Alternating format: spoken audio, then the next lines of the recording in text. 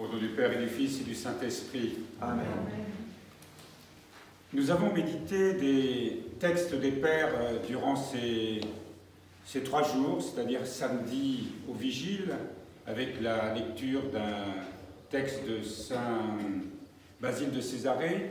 Hier matin, pour les matines, nous avions un extrait des catéchèses de Saint Siméon, le nouveau théologien. Et aujourd'hui, je vous propose une homélie de Saint Aelred de Riévaux,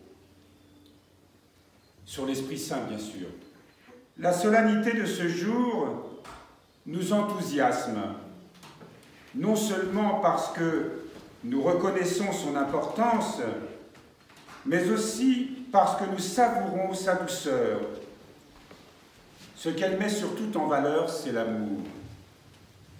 Or, il n'y a pas dans le langage des hommes une parole plus douce à entendre, un sentiment plus délicieux à cultiver.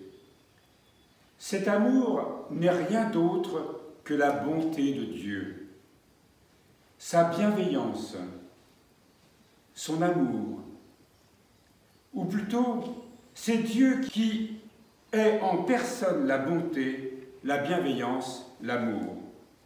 Et cette bonté de Dieu s'identifie à son esprit, lequel est lui-même Dieu.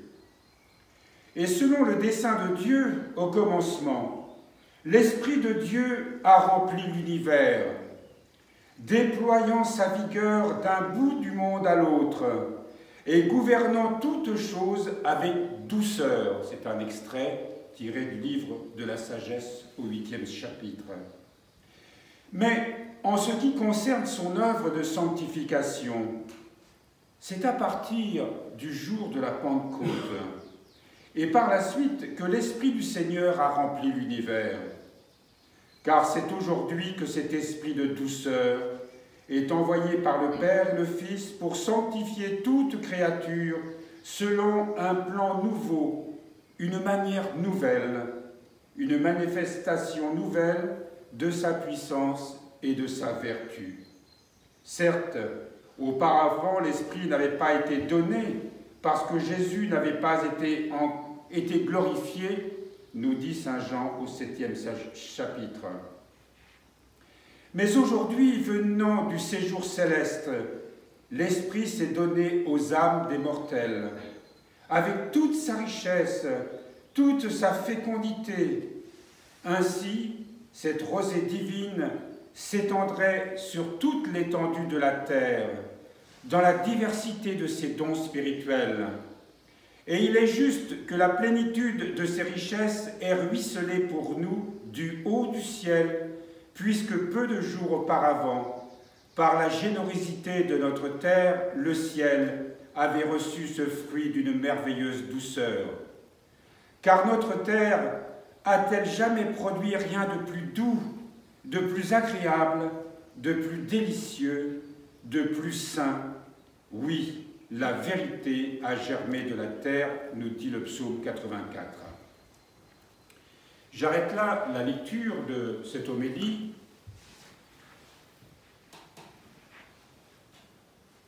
Ce que nous pouvons retenir de ce que nous avons lu, c'est que l'Esprit est un esprit de douceur.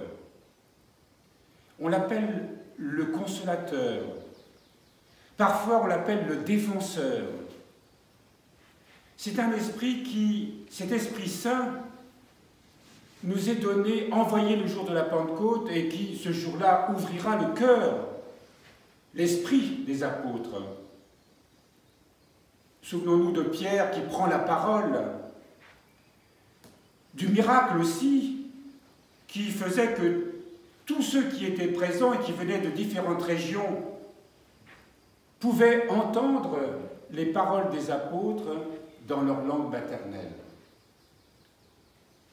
On imagine l'unité qu'il pouvait y avoir à ce moment-là. Comment les cœurs étaient ouverts, comment chacun pouvait se comprendre. Nous l'avons rappelé hier dans notre homélie, que nous ne pouvons pas recevoir l'Esprit Saint si nous ne sommes pas unis les uns les autres. C'est d'ailleurs comme ça que les apôtres attendent la venue de l'Esprit Saint, réunis, priant, tous ensemble, attendant la descente de cet Esprit dans le cœur et sur l'ensemble des apôtres et des disciples. Nous aussi, nous sommes appelés à vivre cette expérience. Nous savons bien que la difficulté, c'est de vivre avec les autres, de comprendre les autres. Et la plupart de nos difficultés, de nos souffrances, de nos divisions, viennent justement parce que nous n'avons pas l'Esprit Saint en nous. Nous rappelons souvent cette parole de saint Séraphin de Sarov. Le but de la vie chrétienne, c'est l'acquisition du Saint-Esprit. Recevoir l'Esprit, cela signifie que nous apprenons peu à peu à nous tourner, à nous laisser guider par lui, à nous ouvrir à la grâce divine, à quitter le monde des passions, le monde dans lequel nous sommes enfermés le plus souvent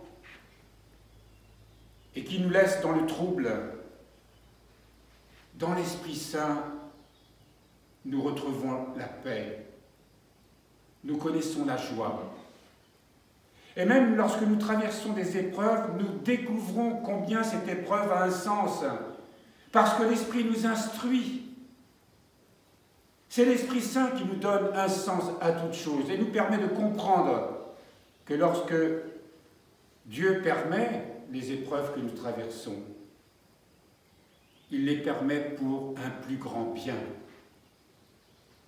Mais si nous n'avons pas cet éclairage de l'Esprit Saint, si on ne s'ouvre pas à sa grâce, alors tout ce que nous vivons nous paraît terrible.